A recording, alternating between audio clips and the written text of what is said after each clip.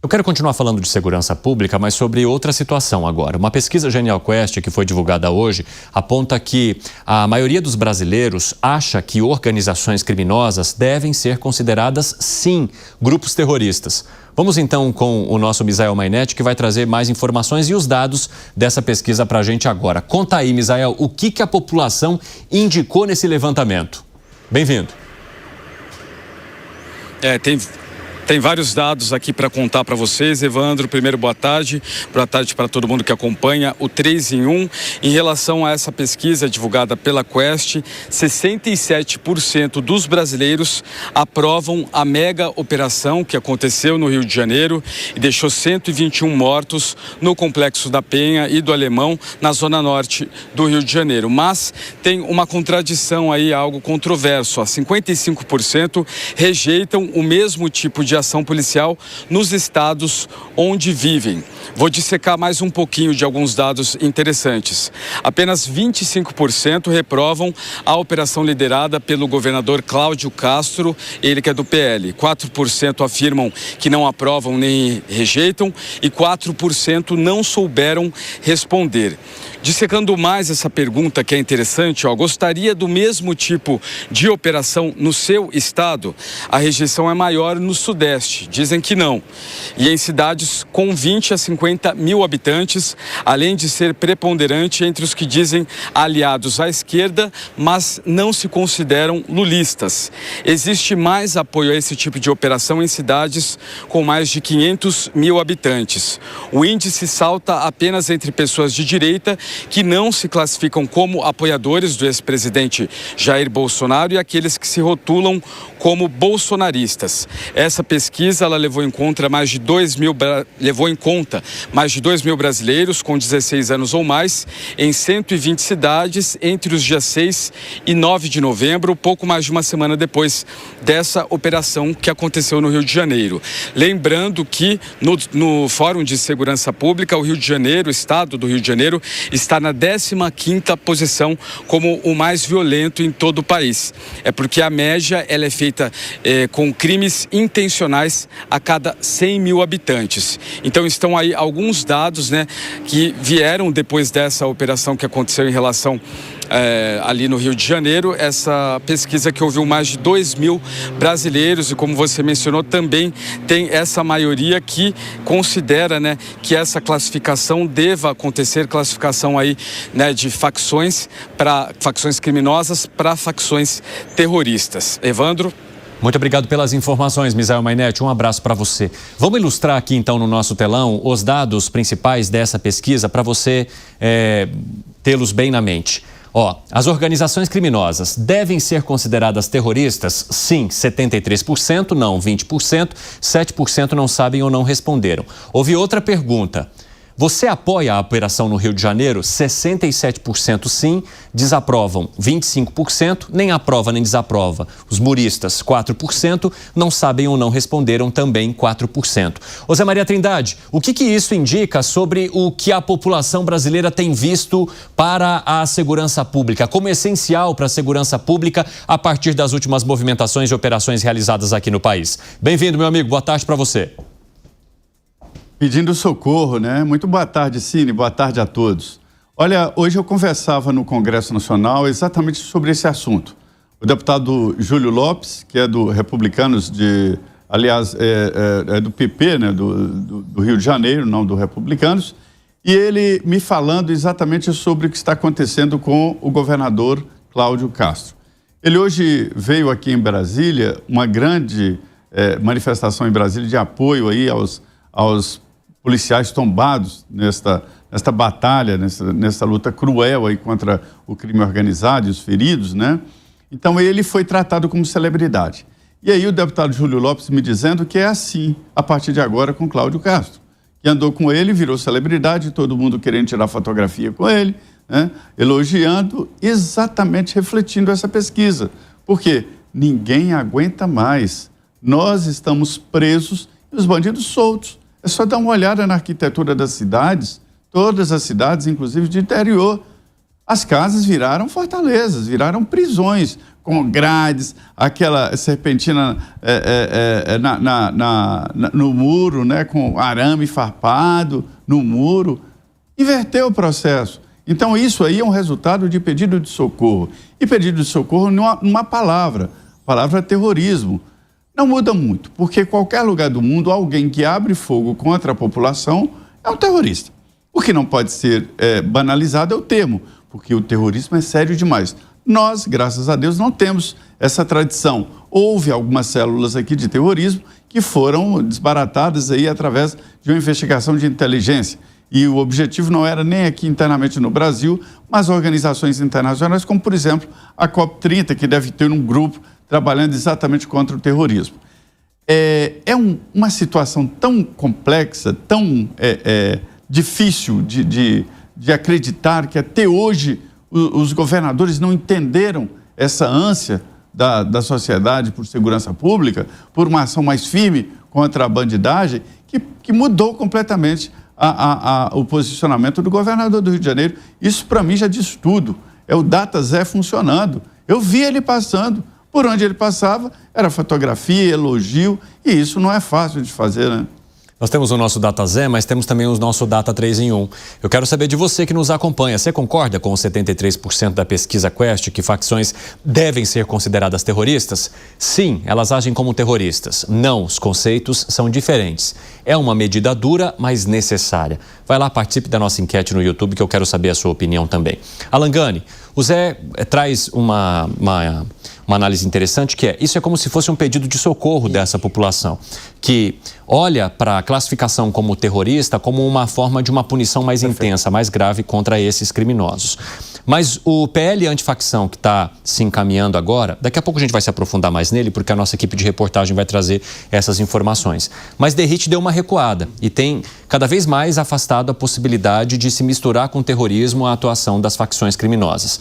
Você acha que esse clamor da população nessa pesquisa é crível ou há certa desinformação que leva ou faz com que essas pessoas entendam que o terrorismo, a classificação como terrorismo, resolveria ou ajudaria a combater de uma maneira mais intensa esses grupos criminosos? Eu vejo que a pergunta, na verdade, Evandro, ela está captando um outro efeito. Ela está captando o seguinte efeito, de que os crimes praticados por essas organizações criminosas, Comando Vermelho, PCC, entre outras, deve ter uma punição igual a um crime de terrorismo. Essa é a ideia. Então, por trás dessa pergunta, na verdade, o efeito que é captado nesta pergunta é de que a população quer uma maior punição, um maior rigor da lei. E é curioso também porque a outra pergunta mostra que a população também apoia a atuação da polícia. Basicamente, a população quer o seguinte, olha, eu quero polícia na rua prendendo e eu quero que o criminoso permaneça preso. É isso que a pesquisa, no fundo, está medindo. Agora, Fábio Piperno, tem uma questão interessante que essa pesquisa trouxe também, que mais de 50% das pessoas, entre todas as pessoas ouvidas, mais de 50% disseram, embora apoiem a operação que aconteceu no Rio de Janeiro, que não gostariam que essa mesma operação acontecesse também em suas cidades. Então, elas veem a atuação da polícia, nesse caso, como necessária no Rio de Janeiro, mas na hora que a Genial Quest pergunta, e se houvesse uma operação dessa na sua cidade, no seu estado, na sua região, você gostaria? A maioria diz que não. Esse é um detalhe curioso desse levantamento, né? Mas, Evandro, eu não vejo muita contradição nisso. Você sabe por quê? Porque uma das coisas que sempre me chamaram a atenção no crime do Rio de Janeiro é que ele é o mais cinematográfico de todos. O crime no Rio de Janeiro sempre rendeu muitas imagens de violência aos olhos de todo mundo e de toda a população. Inclusive da ficção, né? Inclusive mistura, né? Não é chamar de ficção, né? Mas que mistura, né, a produção, digamos, artística com o que se passa nessas comunidades no Rio, nessas regiões. Muito bem lembrado, porque são poucas as cidades do mundo que tiveram a violência do seu cotidiano tão retratados como o do Rio de Janeiro, há décadas, e não é de hoje. Eu falaria, brincando aqui, em nome de uns 10 filmes de 60, 70 anos para cá, que retrataram isso. Aliás, o mais famoso deles, talvez, que a maior parte do público conhece, o Tropa de Elite, Cidade de Deus, Cidade dos Homens, enfim, um monte. Então, o crime do Rio de Janeiro, ele está no imaginário de todo mundo. Então, é óbvio que as pessoas, elas entendam que esse tipo de ação é necessário lá no Rio de Janeiro, mas na cidade delas não. Agora, por exemplo, se você for à padaria, que eu frequento de manhã lá e tal, e conversar com o balconista lá, que é meu amigo, ele mora na periferia de São Paulo, sai de casa 4 e pouco da manhã e toda semana ele me descreve alguma ação de violência no ponto de ônibus onde ele frequenta, que é um ponto inicial, começo da manhã, então tem sempre arrastão. Isso já faz parte do cotidiano daquela população. Então, se você perguntar para aquela população, olha, você quer que a polícia fulmine todo mundo, fuzile todo mundo, mate todo mundo, eles vão falar, queremos, porque a gente não aguenta mais. Da mesma forma que aqui na Avenida Paulista, aqui no quarteirão nosso, a percepção é diferente. Se eu descer agora, tem 2, 3 viaturas da polícia aqui. Então, aqui está seguro, lá na periferia não. Então, as percepções, elas vão mudando conforme a região. Exatamente. Fala, Bruno Musa, como é que você avalia esse resultado que a Quest trouxe dessa vez? Olha, confesso que sem surpresa nenhuma. Nós já tínhamos visto a primeira pesquisa onde 80% das pessoas que são moradores de favela, seja no Rio de Janeiro ou fora, apoiam isso. Eu converso com as pessoas que trabalham ali em casa também, né? Funcionários diários ali nosso, e eles também já mostram esse nível de insatisfação há muito tempo. Todos eles já passaram por um assalto. A gente comentou aqui, eu fui assaltado faz 2 semanas aqui no Itaim, a minha mulher foi na porta de casa também no dia seguinte, o Piperno também passou por isso. Então eu não acredito que isso esteja restrito apenas à periferia, não. Eu acho que a periferia, o morador da periferia não consegue se proteger, é o que o Zé Maria estava falando. Para quem pode, para a gente se tornou normal blindar o carro, ou as casas serem realmente fortalezas, com câmeras, e vale lembrar, sempre o setor privado provendo esse tipo de serviço, sempre. Então não me causa nenhum tipo de estranheza, não. Me causaria estranheza se fosse justamente ao contrário. Nós viramos reféns. A verdade é que o ser humano tem uma altíssima capacidade de adaptação, de normalizar a situação para tocar a sua vida no dia a dia. Mas o Brasil está se tornando insuportável sob o ponto de vista da segurança pública. Nós somos reféns hoje de pessoas que são enaltecidas por um judiciário que adora colocar o bandido para fora como se ele fosse vítima de uma sociedade que o oprime. Isso simplesmente não existe. Então, eu realmente não me surpreende e enalteço esse tipo de resultado que a população brasileira quer dar, que é uma tolerância zero, como deve ser, com bandidos. Na farmácia que tem a 50 metros da minha casa, na semana passada, só para finalizar, estava tendo um assalto, um motorista de táxi entrou para comprar um remédio às 11h30 da noite, ele era pai de 2 filhos, o bandido assustou e deu um tiro no meio da testa dele. Podem procurar farmácia na Avenida Morumbi, eu não tenho problema de falar algum. Procurem, vê se merece algum tipo de tolerância esse tipo de pessoa. Para mim, nenhuma. Agora 4h27. Quem nos acompanha pela rádio, um rápido intervalo. Daqui a pouco espero vocês. Nas outras plataformas seguimos. Tem outro dado interessante também, Zé Maria Trindade, que é o seguinte, que esse apoio a operações parecidas com a do Rio de Janeiro aumenta em cidades com mais de 500 mil habitantes, ou seja, esse sentimento de que nas maiores cidades as pessoas estão mais expostas à insegurança e desejam uma atuação mais repressiva da polícia nesses locais, mas também mostra que há um aumento dessa projeção quando a gente olha para as regiões Centro-Oeste, Nordeste e Sul, que são regiões completamente diferentes, que têm também os seus regionalismos e as suas escolhas políticas também bastante divergentes. Nordeste, Centro-Oeste e Sul do país. Talvez até o Centro-Oeste e o Sul se aproximem, mas o Nordeste é bastante dissonante. Só que a gente tem uma questão, ao mesmo tempo em que a ideologia seja diferente, a ideologia política entre Nordeste e região Sul do país seja diferente, mas o problema da segurança pública é muito preocupante naquela região. E por isso, neste caso, as pessoas também apoiam de maneira mais intensa operações como as que aconteceram no Rio de Janeiro, mesmo tendo como representante político ou representantes políticos autoridades que desaprovam aquela operação. Então, nesse caso, esse eleitorado se descola da maneira como pensam os seus representantes e grita: sim, nós também queremos uma atuação mais intensa por aqui. Pois é, veja a situação. O Supremo pediu imagens, né, dados, inclusive perícias do que aconteceu lá. Eu estou considerando isso uma operação da operação. A operação foi boa, perfeita? Não, morreram 4 policiais, um delegado perdeu a perna, 15 feridos, 15 policiais feridos, né, e fora os traumas que isso acontece. Mas tinha que encarar. E foi preciso o governador do Rio de Janeiro para dar esse balanço no país inteiro, para dizer o que estamos tolerando.